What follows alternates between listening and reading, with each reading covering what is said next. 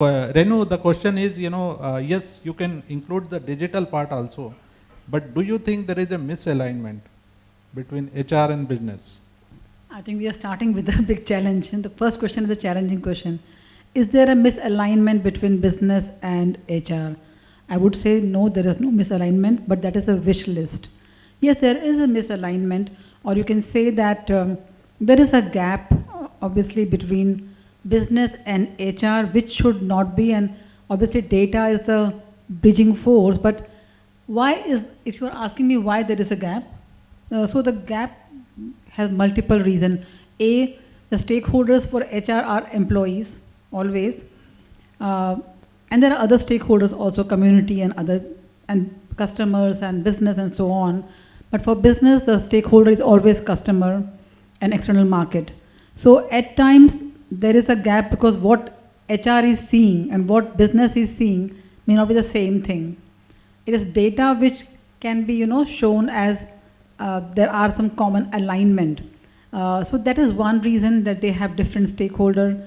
One is that HR, there is a distance between HR and business in many companies.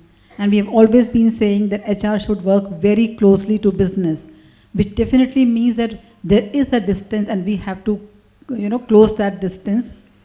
And this distance brings a lot of misalignment. And I would always believe, the days of HR career being so linear within HR are out. I think HR should definitely have a stint in business and then move back to HR and again have a stint in business and so on to bring more closeness. And also, I think HR at times speaks in terms of qualitative data or other qualitative sentences, which you have to convert into data. So at the end of the day, your business people don't have even time to even listen to you. They would say, come to the point. And this point is always data. So I think there is a misalignment, but by talking business language, by talking what is in for me, we can bridge the data. Yeah, thanks, Renu. Let me go to audience before I ask question to Sunny.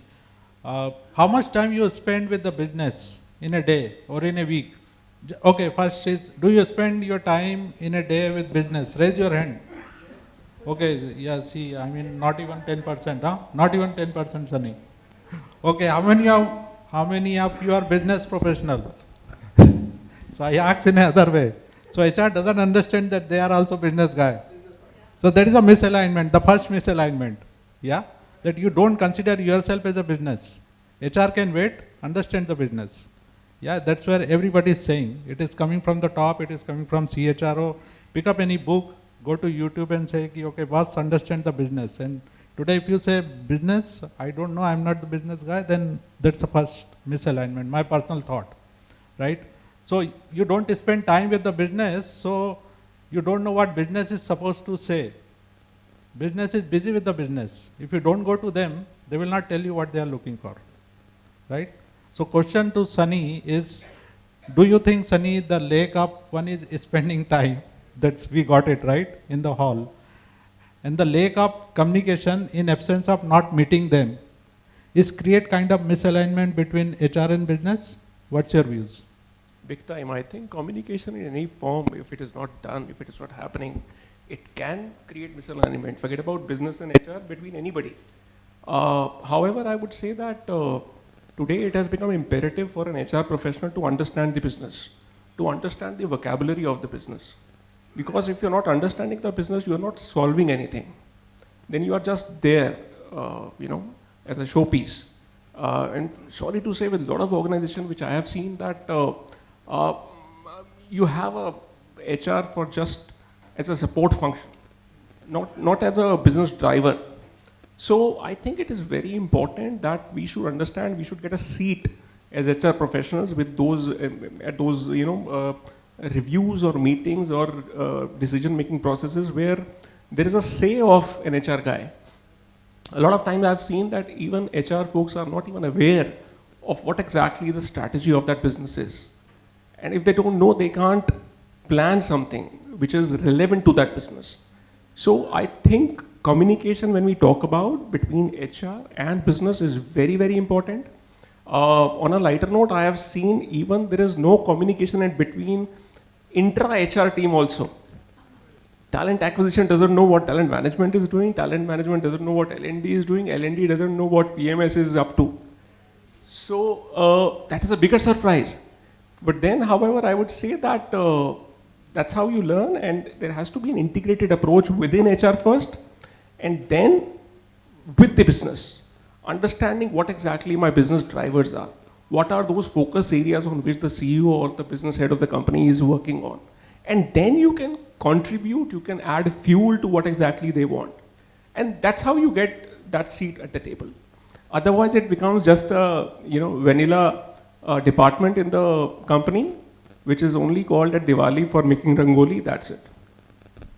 Yeah, Sunny, so you did help me, you have helped me to do the alignment of my thought process. When I use the business word, it also means that your business can be your manager, your HR manager, CHRO. Even like he said, we don't spend too much time with even within the HR. Do you spend enough time with your manager? He may not spend maybe, but do you spend? Or maybe with CHRO, maybe cross-functional HR head, anybody within the HR, senior level, junior level, mid-level. Whenever something new is happening, do you try to understand what's happening and all? Yeah. So that's another food for a thought. But please make a checklist. I'm not sure how much it is possible, but in a day, can you spend just half an hour with the business? And then business can be your own HR manager who can tell you what's happening and all. Yeah. So Divya, very challenging question. You did heard from both the leaders. Yeah. So question is how HR technology can really help. How do we bridge the gap, do the alignment properly? Is it possible? I would personally say alignment is not possible. That became kind of good opportunity always, because there is a difference of opinion and diversified opinion. So how HR technology can help? Do you think alignment can be possible or not? Okay, so before I start, I might take a little long for this question. So I always say something to my HR team. One of my team members is here also. And I say, do you know who HR is in a company? So earlier they were freshers and they just started their career and they didn't have that answer. I said, have you seen a bahu in a house? A bahu in a house. What is the one expected job of a bahu? To make people happy, right? At the same time, the role of a bahu has changed over the period of years in Indian families, right? We have changed, we have evolved. Earlier, when a bahu was there, she was expected to cook, she was expected to clean, she was expected to make people happy. But now she also has a voice. And the similar cases with HR. Earlier, we were making recallees, we were taking attendance, we were making people just happy, but today we have a voice in the business also. And that's why we are business partner HRs, right? And now, taking the same analogy, the things have changed. पहले बहू क्या करती थी? She used to make the chutney with the dory and the danda. Now she has a machine. She is spending less time on that and she is focusing more on children's education. The HR currently is not jotting down the attendance and not making salaries manually. It is done by an HRMS tool. So she understands the need of training in the company. So that is how technology is changing. That is how HR is changing. And yes, there is an alignment with the right kind of technology. So I would deviate from a point which was started earlier, that you should go and use any HRMS. I'll say no. Choose the right HRMS which is right for your own company. So when you have an HRMS which gives you an understanding about the top 10% and top minus the bottom 10% of performers, you know what to do with them. With right technology, you understand that what is going to be the career path of future leaders in your company. And that's how the alignment is happening, and people are listening, including the CEOs and CEOs, especially for MSMEs. Because in larger organization, the COO is at a different level, the CEO is at a different level, and the connection between the HR business partner and CEO would not be there. But in a smaller company, it's there. You are understanding, you're driving the data, and you're showing him how it is important. So this alignment is possible, and it is only possible with right tool. Right HRMS tool, right data analytical tool, including if I say you have a free time, you can strategize for L&D. You can strategize for future growth, especially for a company like an IT service company. When I say IT services company, I say it's an HR company. You're basically dealing with people, not just IT services. Who provide IT services? People, right? So you are the main driving factor. So these all things comes in one globe, one circle, and that is how automated you are and what presence you have in the company and what voice you have in the company. So thank you so much. I mean, that the Bahu analogy is really good.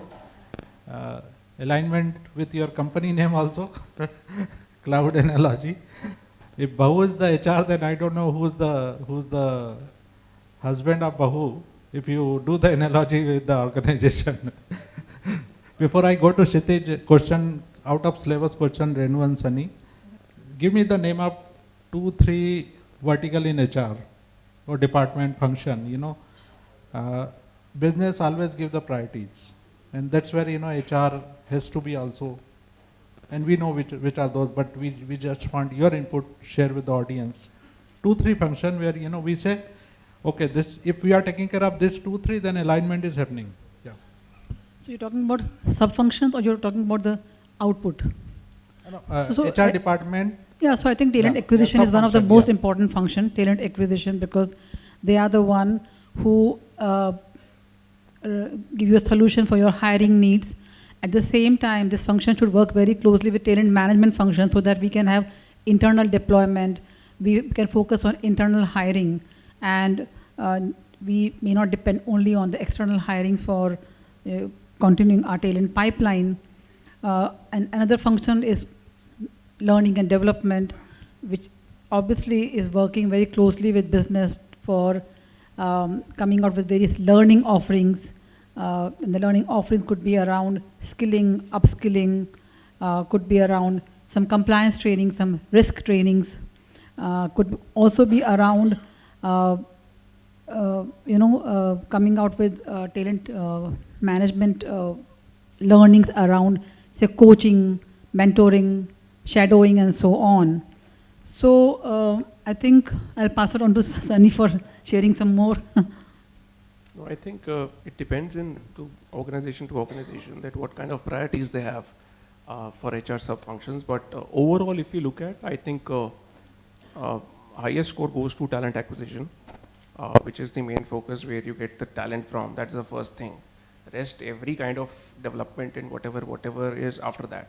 So I'd say that hands down, talent acquisition is number one in terms of the priority for a lot of organizations. I think I also add about comp. I think we all are working for a right salary, better salary. So comp department, is also a comp function is so important because they are supposed to do benchmarking very regularly with what's happening outside and not pay you maybe lesser than the competition. So a very important function called comp. Yeah. So just before 6 months, there was a different scenario. Sunny and Renu, great resignation. Then quitting came. Now great hiring is happening. So talent acquisition is always in demand, whether this side or that side. And I keep saying by default, whether you are CHR or HR manager, CEO, you are first recruitment manager. Yeah. So please develop a capabilities in case you don't know how to recruit, how to hunt, and how to select, do the evaluation, right? Yeah. Most of the CEO, especially in mid-size and startup, they spend their more than 50% time on the hiring. Yeah, that's always critical, and this is going to be there forever. It's not like going to be retired. Okay, Kshitij, you deal with a lot of MSME experts, CEOs, CHROs and all, and there is always resource crunch over there, right? Some of them don't have HR department, correct? You know, so do you think HR technology really help them to do this kind of alignment, and how this can really help in terms of, you know, make it more efficient and effective? You know, whether it is HRMS or HR technology product. I hope that's working. Right. So that's the core reason of we being born. Keka, when we started this, the core idea was we wanted to stay a technology which enables people. Even today, if we look at the vision of the organization, it's to revolutionize the way organizations interact with their people. So, like we come across these stories every day. I personally have read more than 2,000 gold sheets so far. That's everyday life. So what I understand is that like if you look at it, this is a reality that a startup will not have 10 HRs to take care of 10 different functions. So idea when we started this as a product was always to give that enablement tool which can across the functions should be able to handle all the jobs that are required to be done. So that was we might look at it in a very different manner that we want to provide intelligence and all, but automation at its core is all about optimization. So optimization in terms of the kind of value that HR as a department can create, we want to increase that as a technology. At the same time, we also look at how we can, and how we can make it easy for HR as a people, because if you look at it, when we started this in 2014, majorly it was pretty surprising for us. Like the entire HR, we started doing surveys with customers. We started meeting HRs out there before we started building the product.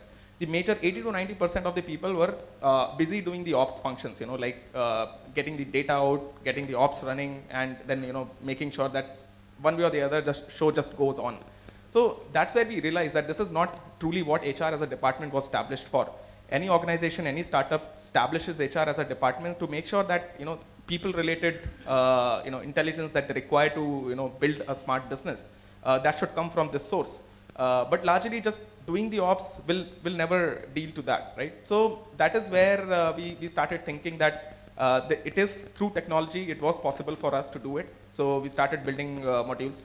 We realized that the most of the time goes into getting these ops for employees, clear the leaves, and all the attendance were happening on paper, right? So that was really, really sad at that point of time. So we looked at all the different avenues that were working there. We started realizing that how effective the ecosystem can eventually get. So today we look at it like we have more than 70 different kind of partners in our marketplace, which includes from biometric vendors to like let's say background verification vendors, to make sure that any function which is critical for a startup or a mid-sized organization or a large organization, all of that we are able to provide in one seamless experience itself. So I think we have done fairly good job in terms of that, because the amount of time that we save is what is leading us here, right? So the value that we have generated is basically the value that we are getting back from the community as well. So what Kshitij is saying about MSME, I wanted to know how many are from MSME mid-size organization? You control MSME. You are president of MSME. Do you think MSME need more of HR technology than the large organization? Do they really use the technology? That's another question. So that's where the role of technology and all this comes into picture. Suppose there is some kind of a platform or portal which is going to help this sector, because I am basically from National Small Industries Corporation. We help MSME in facilitating registration, raw materials, everything we do it. But the technology part has not been done to that extent. It requires kind of support from other team. Great. Yeah. Thank you, Rajesh. So can we go to audience and pick up some question? Let's see. So yeah. Add please. one line Yeah, here. Your question that does MSME need need HR more technology, HR tech more? Yeah. I would say they would need HR tech more, and they may need a different kind of HR tech than the cumbersome one, maybe which bigger organization would use, or the detailed one. Yeah. Yeah. Yes. Yeah. The complex one. Sorry. So Not Keka, cumbersome. this is the good input for you. maybe you do the study with them, then how, they need different HRMS than the large organization. I'll also add one thing. As you said, MSME, it's very difficult to hire an expert for every domain, right? So with HRMS, especially an HRMS which is a very comprehensive one, you get a lot of support from HRMS system itself. For the very big example is compliances. So I'll comment Keka on it. Keka has in payroll a feature of compliances where half of my needs are met through that itself, right? And a small organization with the even smaller number of HRs, they're not even aware of it. So, and it is compulsory. Auditing will be there, right? So having a good HRMS system will build the foundation for you to grow. I'm wondering how fast ChatGPT will take over HRMS.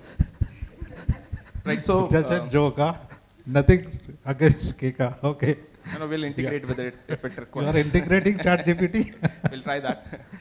Right, so on the MSME front, like Sir was mentioning, right, or Renu mentioned, right, like we need a different kind of technology probably to operate this as a segment. So we also, somewhere 5 years of core development into the product with somewhere close to 200 features that we had in 2020, we restructured our organization to make sure that we are able to do that. So today, if we look at the structure of the organization, it is divided, the team functions are divided according to the different kind of buyer persona that we have today. So we have industries. If we look at different pivotals of our buyer persona today, we look at industries as a pivotal, that what industry do you belong to? Because largely the kind of practices that are involved in an industry, it comes from that itself. Other than that, we also created segments in terms of employee size. So we segregated 0 to 50 employee size organizations to 50 to 500 to 500 beyond. Right, and if we look at our product today, we are building a capability of pushing these templatizations into the product in case whatever your need is.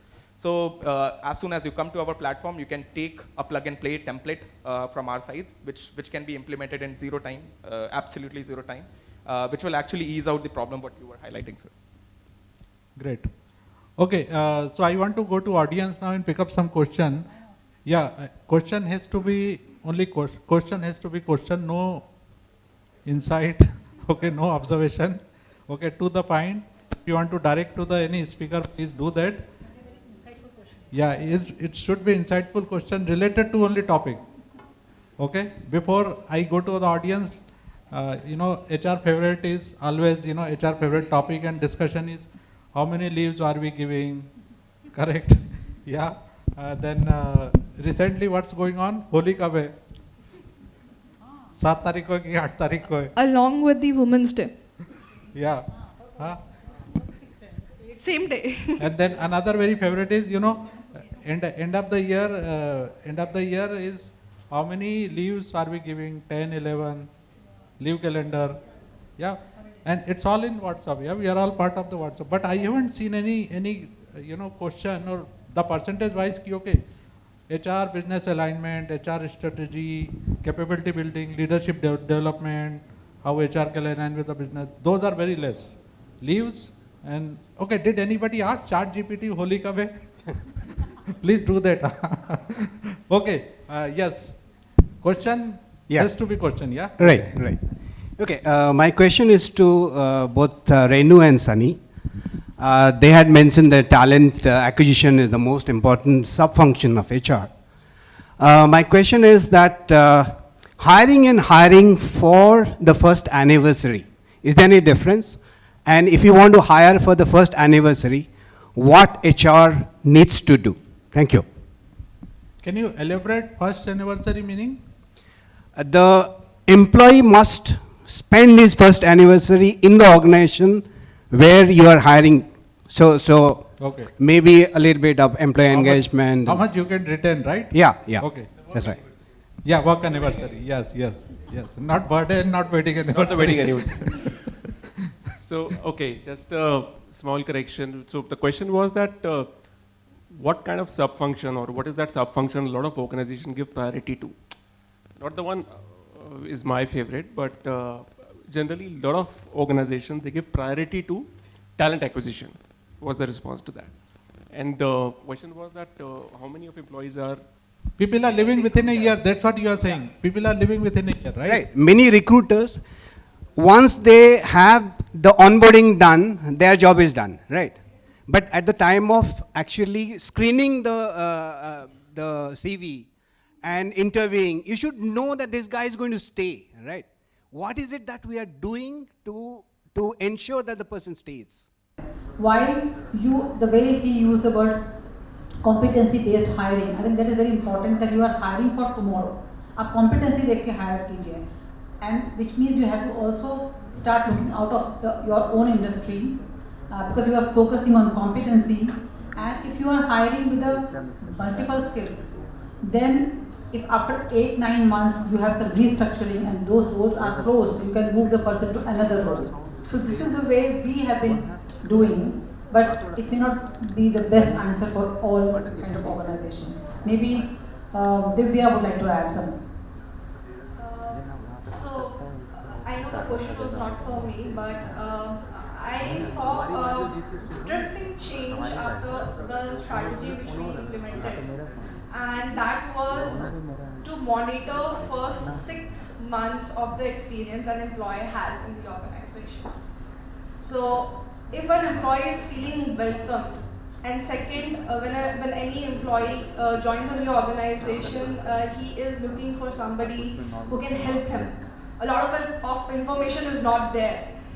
If you're a part of a bigger organization, you still have more systems and processes. In smaller organization, it's people. So if the first 6 months are good, the chances for that person to stay with your organization automatically increases. So if he's welcomed better, he is listened to, he is understood to, and he knows somebody is there, that makes a difference. I just add, since the topic here is around data and about Keka. So I think the answer to your question is that how do we come closer to that and enhance the retention? I think by two things which we have been doing. One is by tracking infant attrition, and second is by what she was talking about, the new hire survey. So we do new hire survey on the 7th day of the joining, where we ask, are you clear about your role, job description, everything. On 30th day, we ask this question to the employee that, how's your manager? Did the manager set goals with you, performance goals? And were you welcomed? The way she was saying, have you gone through induction training? Was there a clarity about your seat and other things? And on the 3rd month, we asked this question on the 90th day, that how are your peers? But the supportive to you, which also means about the culture of the organization. So I think these kind of, and this survey question can vary as per the culture you want to create in the organization. Right, so to add to the infant attrition part, right, so interestingly, like what we have figured out as a technology, keeping a tap on all 7,000 plus organizations that do it on our platform today. So largely the attrition in itself as a process is where let's say an employee, when they join the organization, they join with certain aspirations. The business itself also has certain long-term visions or aspirations that they want to achieve by doing whatever activities that they do. So the misalignment in the organization or the business, what they try to achieve as a business outcome, and the individual's aspiration is what largely leads to that.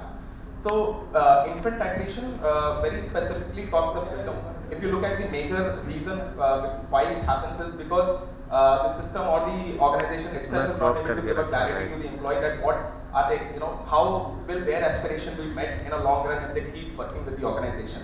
So building that framework where the individual gets a clarity in terms of what different dimensions of performance do they need to constantly manage at the same time. So we look at it like there are a set of KRAs, KPIs that they are required to track or track. There are a set of skills and competencies that he or she needs to harness so that they are able to do those goals and objectives in a proper manner.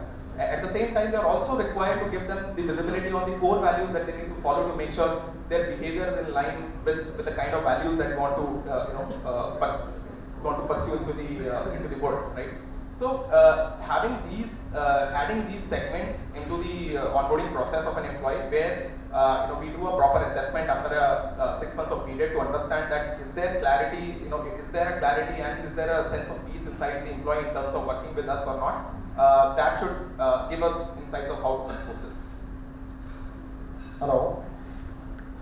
Good evening, everybody. I am Dinesh Kapoor this side. My question is to Ma'am Divya Ram.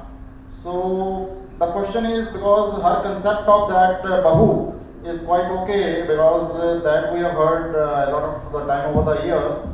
Now you might have known that it depends on the SaaS to which she will give the gucha of the घर, मतलब keys किसको देंगी. तो I just want to ask her how to unlock the data with CRM tools, because if you can tell about this, that will be a great help to all new HRs. Thank you. Thank you so much for listening to that point though. So, see, it's really important to understand the importance of HR and the importance of tools to help you get that chabi ka gucha. Here I'll go back to a point where somebody said, how many trainings have you done in a year? How much aligned you are with the business. So, if an HR is aligned with the business, वो बहू है ना जो रात को पैर दबा रही है, उसको पता है कि गुच्छा मिल जाएगा, क्योंकि ultimately business wants to do what? They want to expand, they want to bring in profits, they want to increase their market share, right? So the HR needs to have an understanding of these three things and how we can assist delivery managers or sales to drive those, and we are assisting them, right? And when we assist them to achieve those goals, चाबी का गुच्छा तो अपने पास ही आना है. And support की बात करते हैं हम यहाँ पे. Support is, I say HR is a support function. I proudly say that. जब हम घर पर आते हैं, there is a pillar. The pillars give the support. Pillar हट जाता है तो क्या होता है? क्या होता है? मकान गिर जाएगा. बिल्कुल सर, मकान गिर जाएगा. Support function हट जाएगा, मकान गिर जाएगा. So it's very important to have a support, and all the shared services, not just HR, your marketing, your sales, your finance, your admin, your HR are the pillars, which helps delivery teams to achieve their goals.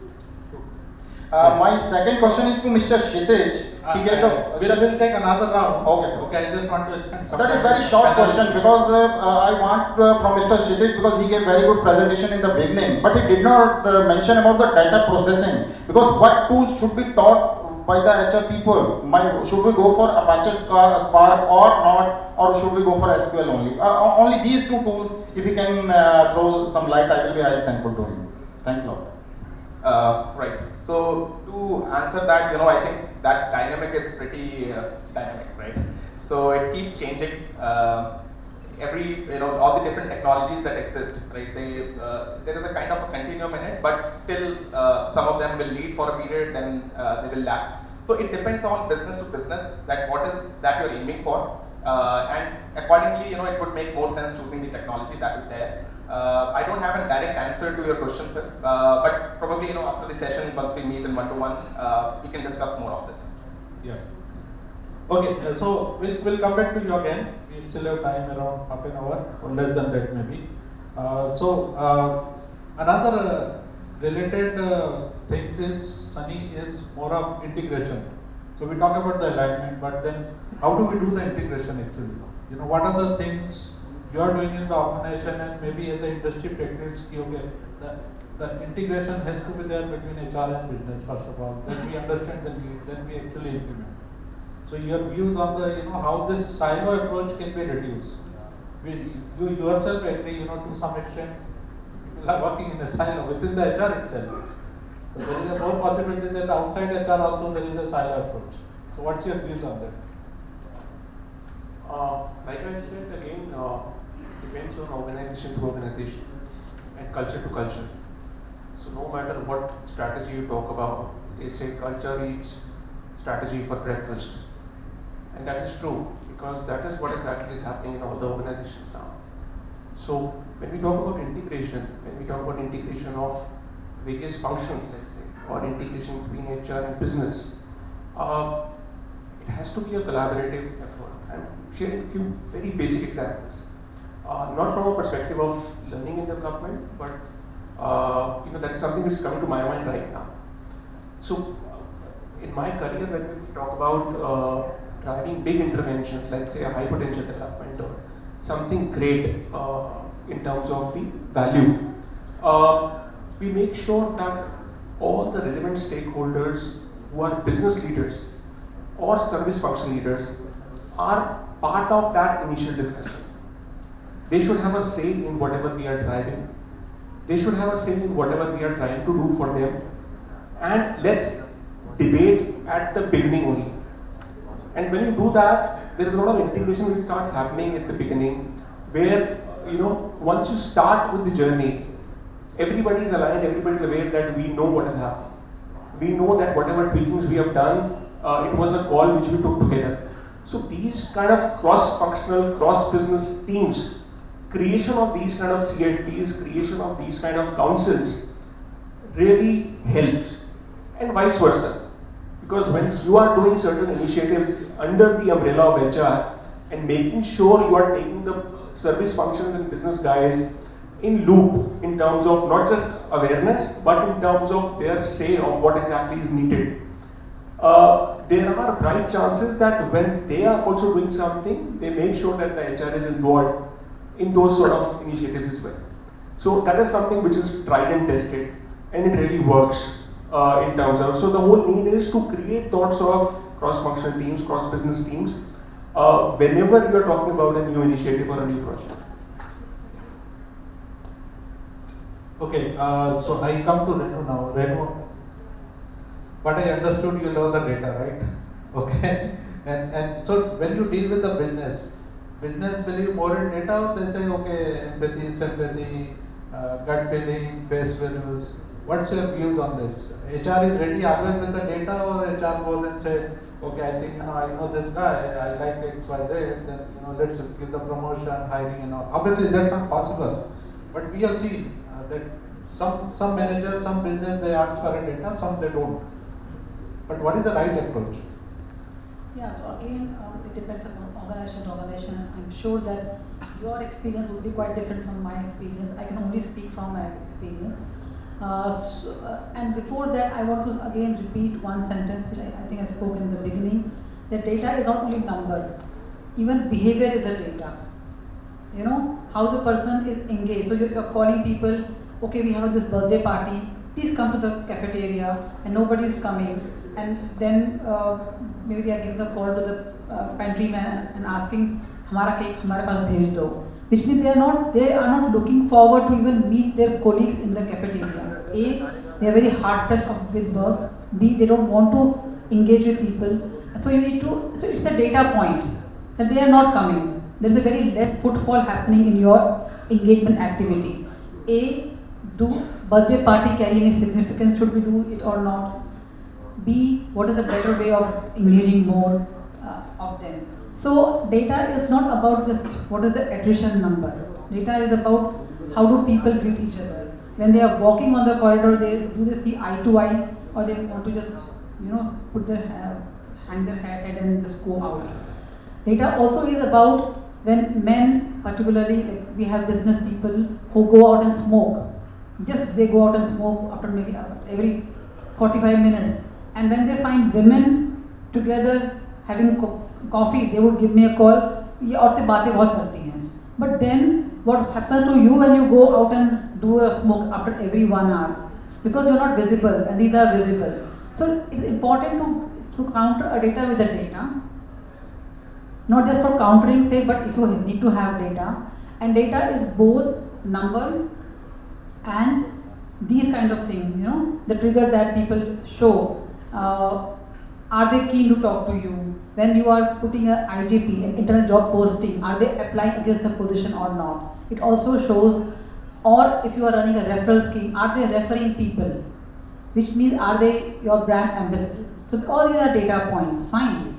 To your question that do managers believe in data, I think yes, genuinely all managers, business managers, they seek. We may think that HR has got no value, but business managers would like to meet you and talk to you because they would like to have insights about their team, and they really value your input.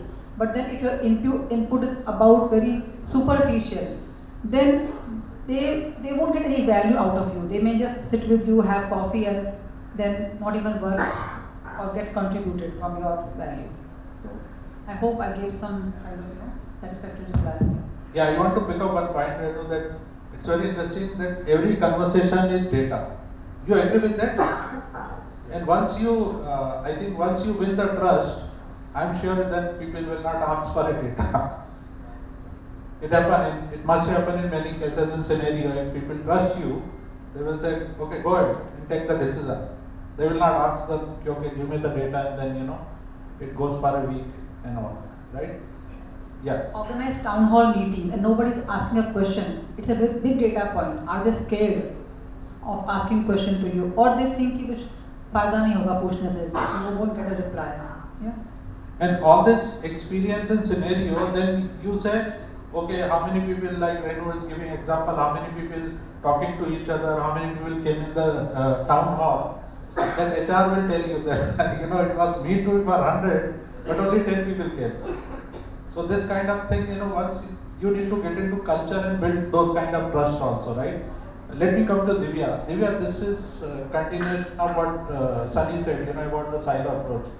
Do you have any views how we can reduce the gap of the silo approach related to the integration of HR and business? Yes, so, Sunny actually raised the very crucial point that even HRs are in silos mode.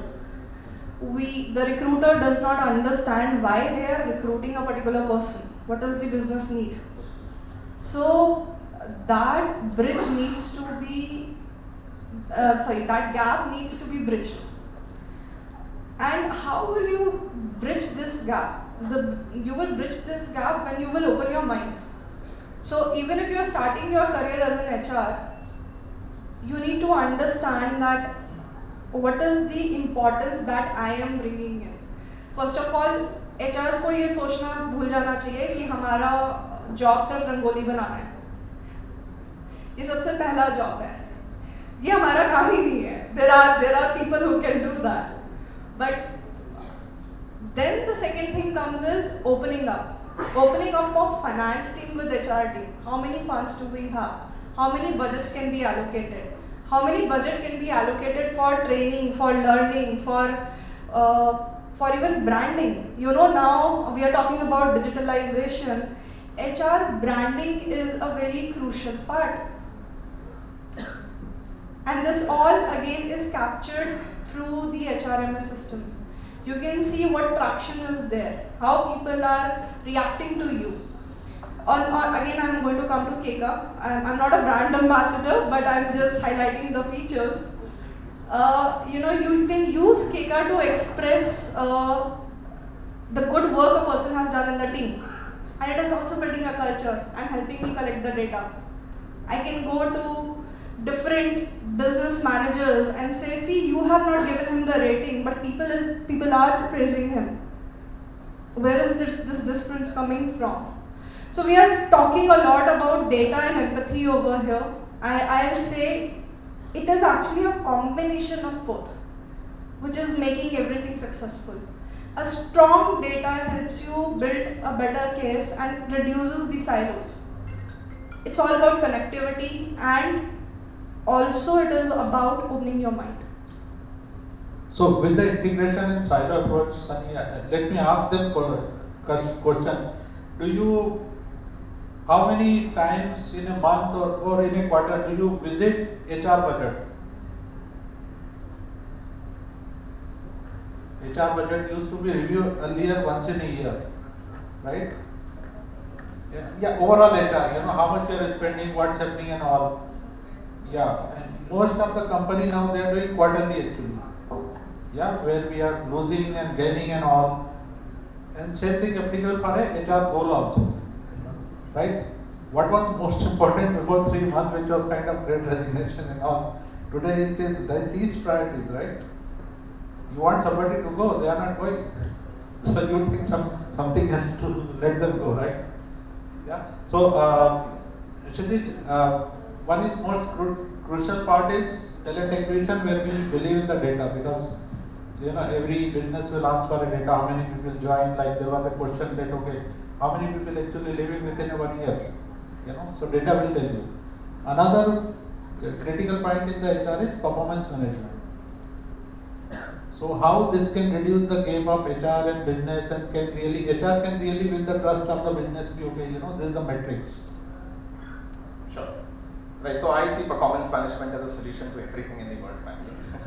So talking about, so before I answer that, Ashish, right, so I'd like to add a bit on the silos part at the end, in the beginning, right. So mentality silos within an organization is a very organic as a process, if we look at it, right.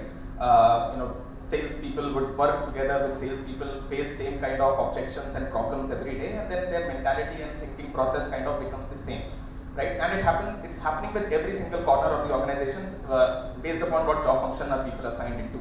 So, as it is organic, but it does not mean that it does not come with a problem. It comes with a very strong problem, which is like, let's say, if you want to drive today businesses, there are, we being a technology company, most of the tech companies want to drive a greater than humanity business, greater than humanity vision. Like let's say we talk about Google's vision. Their vision is to segregating the entire world's data and providing it to the entire planet for free. Right? So that is the vision that they wrote in 1998, and then eventually 12 or 15 years later, now it is a 76,000 employees company, and they're doing fairly well in what they actually thought of. So in terms of mentality silos, I see goal setting, performance management is a process of countering mentality silos. So what Google did, so John Doerr, who is father of OKR, like Andy Grove is father of OKR, but John Doerr is the practitioner which actually introduced it to all the tech giants like Google, Netflix, and Facebook. So what Google was essentially doing was the static process of goal setting is pretty common. In the beginning of the year, you do goal settings, that's what you're going to do in this year, and by the end of the year, you're reviewing that how employee did on it. The problem of that is that there is no aspiration in it. It's just more of a task-based, task-based goal setting. So how do you think people will connect emotionally with anything, something which is so shallow, which is so limited? So OKRs was introduced as a concept just to make sure that greater than humanity vision which organization carries, how can we connect people's aspiration to that? So that process of goal setting is something which I believe can counter the mentality silos, because what Google did was they made everybody write some aspirational objectives which are like 5 years long, and some committed objectives which are like 1 year long, right? They were all measurable in a smart definition, which is specific, measurable, attainable, relevant, time bound, right? So they did that, and then they printed the entire cascaded goals framework into the walls of the organization, so that everybody could see that what everybody in the organization does in what corner. So this is one way to counter, display the information to people so that they understand that what is everybody doing. You cannot really expect the conversations to happen so fluently. The goal setting is one strong solution to do that, and I think that should do it. Other than that, like what Divya was saying, we built employee engagement as a module. If you look at the amount of features that we have today, I can really count at least 16 features on my finger right now. We have an engagement wall where people can come, they can drop comments, they can like, comment, not subscribe really, like and comment and share, right? So all of that things we did just to make sure that people are expressing that what they do, right? What great things have they added into the business. So this is another way to counter the silence, to give people a platform where they can express better.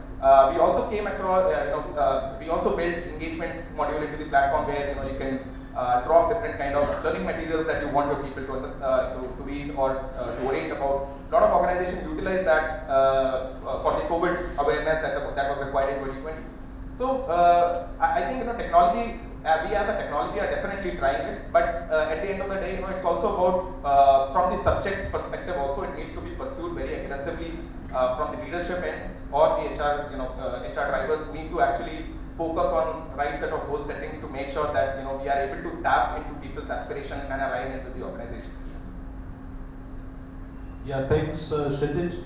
We have last 15 minutes. We can spend time taking few questions, right? But before that, let me ask what Shitesh is saying about OKR. How many of you use OKR? Okay, less than 5%. MBO? Or yeah, so only one or two. And then normal goal setting. So do you use any other tool for a goal setting? I think these are only two, right? MBO, OKR, and balance scorecard. Yeah, that is more to do with business, right? Yeah. So I don't know what should be used, but yeah, end of the day, KRA, KPI has to be there, right? Okay, great. So I will take 3 questions. Again, question has to be question, no observation, no insight. Okay. If anything is specific to any speaker. Yeah. So my name is Ashish, and my question is around. So personally, I'm fascinated about the technology and data and automation that we use, especially for the HR team. But one thing which I'm surprised that it is something which is untouched. People talk about performance management, talent acquisition, but there is some specialized area like competency mapping. I mean, so much it can be done. We have consulting organization which charge about lakhs and lakhs of rupees for this thing, and I don't know if somebody has expertise in domain and technology both, magic can happen. There's so many HRMS that I've seen here. They have all the sub-modules, but let's say learning is very close to my heart. How deep are we going into that? I mean, that's something which I'm surprised about these two areas, which are really so far untouched. Right, so in terms of, if we look at Keka's performance management system, we have tapped into all 3 frameworks of employee performance. We have KRA, KPI or a goals framework. You can call it whatever nomenclature, KRA, KPI, goals, objectives, initiatives, tasks, right? So there are so many names now. But like we have that framework which talks about what an employee needs to do on day-to-day basis, or probably what is the key responsibility that they have in the organization. Then the other framework in the performance that we have is the competency framework, which specifically deals with the set of competency, and you can actually populate the competencies based upon the job role of people. So as soon as somebody is assigned to a certain job role, the competencies that are required, you can even map the type of competency. If it's a core competency, if it's a job specific competency, if it's a common success competency, you can also define the behaviors in it. Communication as a competency for your business could mean entirely different, right? So all of that we have already done. We actually want to convert that into an engine, because right now it is pretty static, and we are actually working on making sure that we can actually make this competency engine linked with the succession plan and eventually moving forward a career path for an employee. So that is an aspirational goal for us as a technology as well. But yeah, the right set of formula that we require, like one essence of building a technology is always to make it simple for people to consume. The consistency of the logic defines the kind of experience or interface that your product is going to have. So it takes time before we start deploying things up. So right now it is at our purview, we are working on that. And eventually I think in the second quarter this year itself, we will be launching an entirely focused competency engine which can do that. Yeah. Okay. So the question is for Sunny. Sunny, when you mentioned beautifully about retention and talent acquisition, you did speak that there is you go ahead and hire the right candidate. So my question to you is, how do you define the right candidate? Because there are n number of factors. So say we hire a person with X skills today, can prove to be a bad candidate down the line. So how do you define it? So like I said, I'm not predicting for the future. And talking about today's scenario, you are, whatever skill you have, that gets redundant in 3 months. So, that is how fast we are looking at in terms of updating and upgrading people and skills. But then when I say the right candidate is the right candidate for that particular opportunity at that point of time. If I think that the right candidate for life, that will not be possible for sure. But then the right candidate for the time, and I think a lot of people will agree with me that a lot of times we fail in getting the right candidate. And it turns out that that was not the right candidate. But then when you are skilled enough to hire that right candidate with some scientific tool, then it becomes little easy in terms of, getting, I meet a lot of people who say that I hire on the basis of my gut feel. I have not developed that gut feel till now, but then I trust the science of hiring. That's the reason I say that all the hiring managers especially, apart from HR, of course it is imperative, but non-HR hiring managers, they should know what is the right approach of selecting and hiring, interviewing the candidate, which, trust me, is not happening the way it has to be, the way it should be in a lot of organizations. And that comes up with certain things which we see post the joining of the candidate. And a lot of times, even on the day of joining, the guy is not there. So something wrong happened at that point of time, which we never caused because we were playing on our gut feel. Thank you. Yeah. Can I say another analogy, please? So it's like a marriage. So you do all your analysis, you look for the groom, you look for the bride, you do all your analysis, you get married. You'll know the true nature once after you're married. True. So I love the analogy, but in that field, retention and the termination doesn't differ. Divorce. Yeah, so that's very risky for a life and career. But yeah, we can implement 50%. Yeah. There was a question, somebody was raising hand. Yes, madam. Okay, we'll go to that madam. Yes, can somebody pass the mic, please? And then we'll come to you, Rich. Yeah. Hello, good evening everyone. My name is Mona Sharma and my question is to Divya and to Mr. Sunny. Primarily to Mr. Sunny, that as we were talking about the retention of the employees and hiring a good right candidate, besides the gut feeling, we must focus on the tools, as you said, the scientific way. But after you hire a right candidate, and how do you find the atmosphere, office atmosphere, the job politics needs to be addressed for the growth of the right candidate, for the retention. What do you think? And to Divya, same on the same questions. If we are able to troubleshoot the right candidate's problem and create that environment, probably divorce won't happen. Even growth will happen. The children, the growth, the business. What do you say? Lighter side, if hiring the candidate is marriage, getting the candidate go is divorce, then moonlighting is having an extramarital affair. So that's what is happening these days.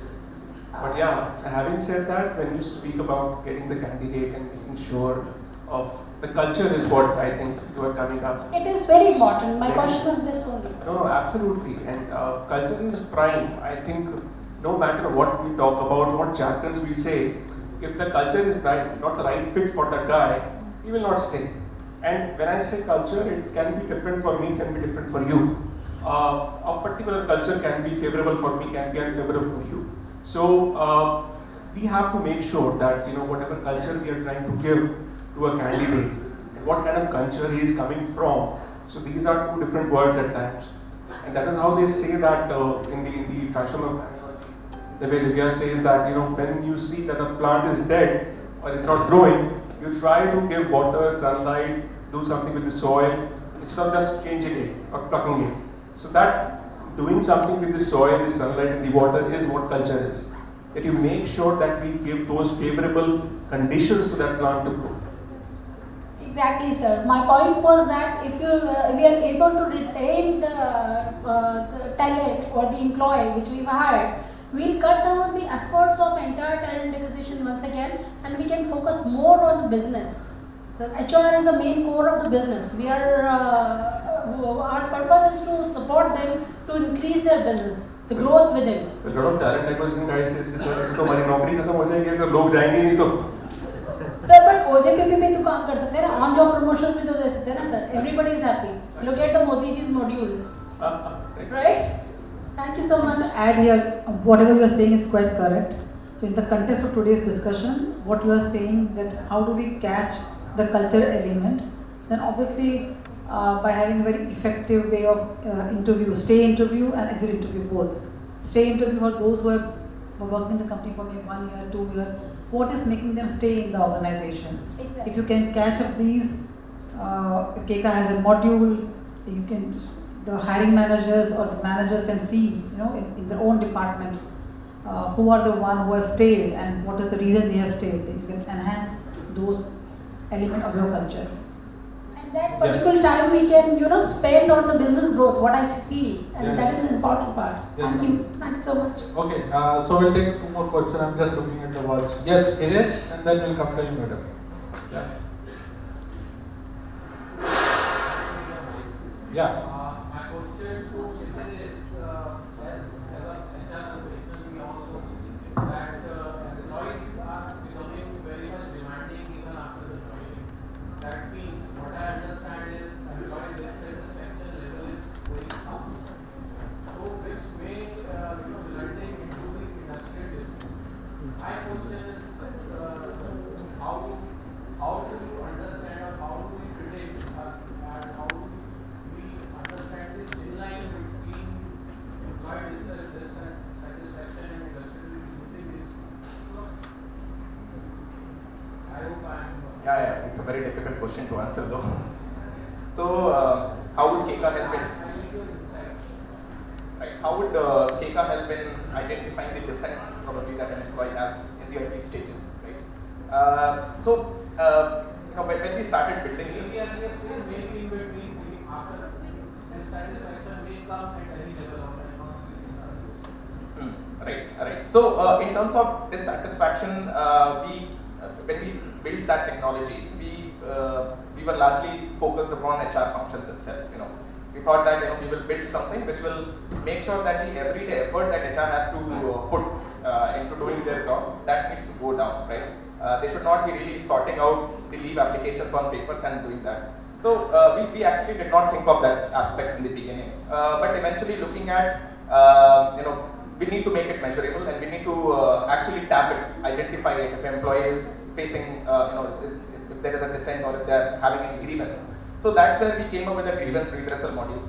We built the module of help desk where people can come any point of time, they can raise their tickets, their queries with the right set of people and make sure that communication at least does not stop. Making it measurable as of now is not somewhere we have reached for sure. But eventually, once we have, the basic acceptance of that module has happened, where now if we look at the features that we have brought into that, you can configure tags into it, right? You can configure escalations matrix into it, make sure that the grievance and redressals, get automatically moved forward. So all of that we have done as of now. But eventually, as a technology will always stay progressive, probably, if you have some inputs on this, definitely do share it with me. We can definitely look into it, we can actually implement it. Yeah, can we give a mic to her? So I just last question, then we'll take offline, sir. Yeah, okay, please be there.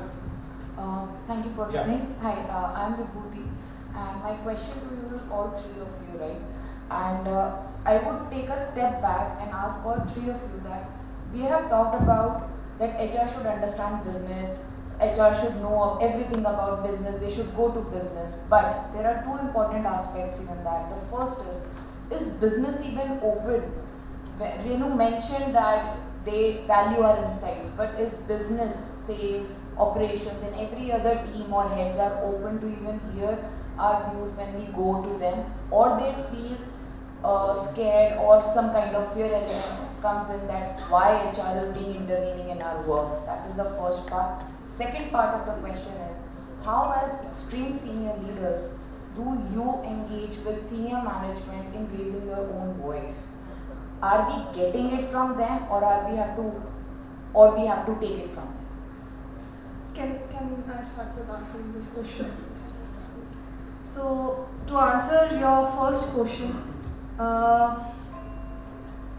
you have to speak in their language, not just HR's language. To make business people understand what you are saying, you have to tell them how it's impacting them, how it is impacting them. For example, let's say you should implement the OKR system in the company. Yeah. So you have to tell them that it will help them to measure the performance of their employees and see the top 10% performers in the year round. It is not the last memory or last performance which you are gauging, right? So you have to tell them how it is going to impact them. आपकी team बढ़ जाएगी, आपकी team में best performers आएंगे, आपकी team की ये profitability होगी. Everything is related to, again, profitability, business, market share. Once you talk into their terms, they will understand and they will implement what you are saying. That's first. Second, you sometimes have to fight.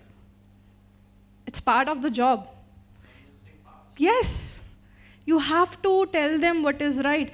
No, I don't think any businessman is ever interested in implementing all the compliances until and unless it is that stick from the government, right?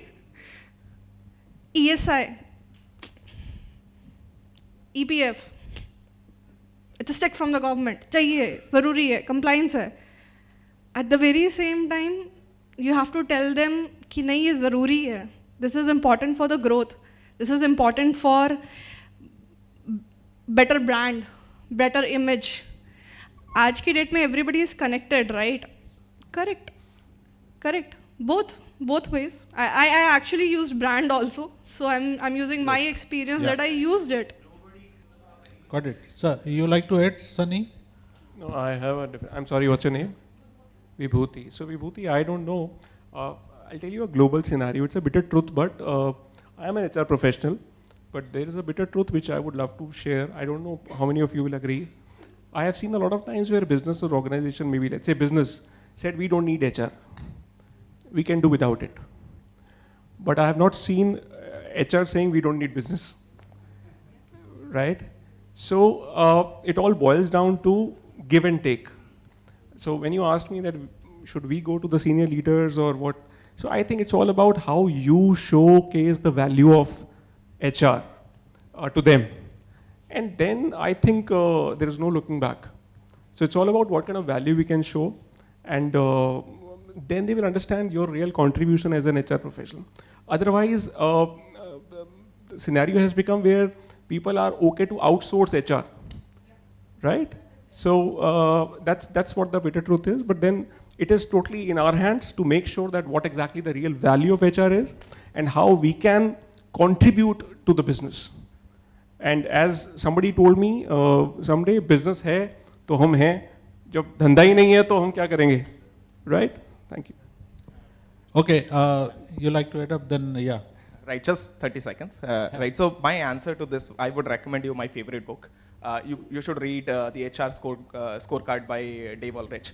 Right, so that book specifically talks about how to build that HR value chain within your organization.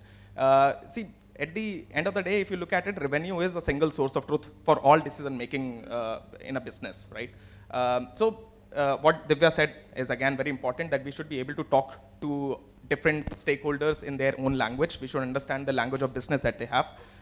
That's important. And the other part is that you have to constantly give them a visibility on the value chain that is there. So initiatives that HR as a department is operating and how it is linked with the people analytics or the strategies or the business outcomes that the business is about to drive.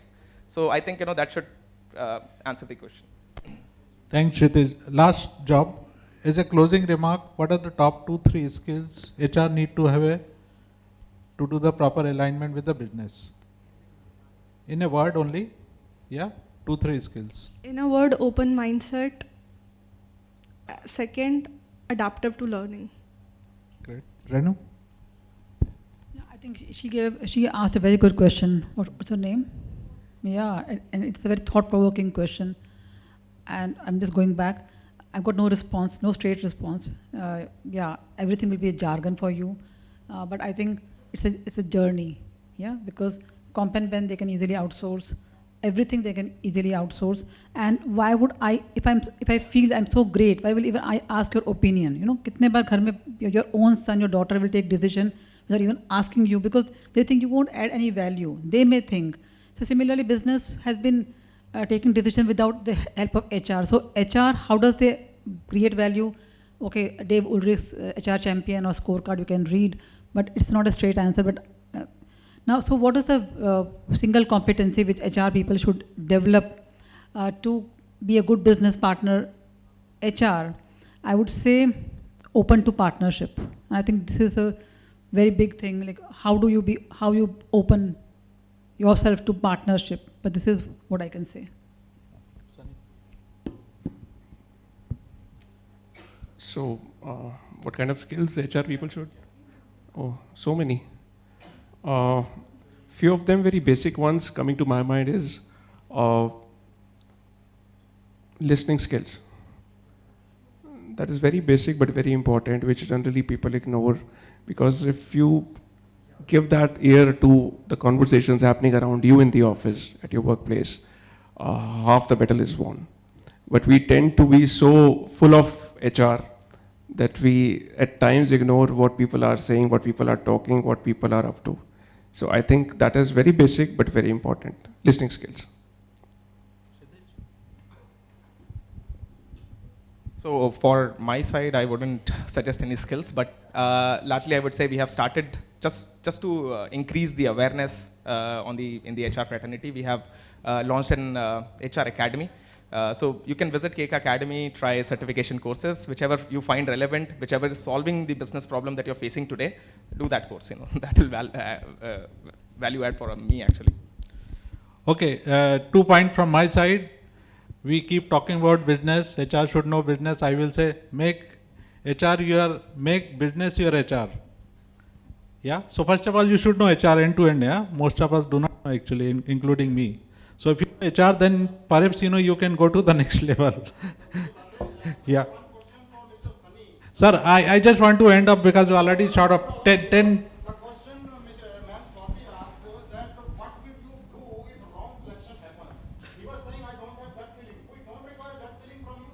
Sir, we'll take offline. We'll take offline. We just want to wind up because they also need to leave. I just got the signal from them. Yeah. We'll have a workshop on this, don't worry. Okay, last point is be resourceful. Wherever you are there, in whichever situation, if you are not resourceful, nobody will look up to you and say, ki boss, yeah.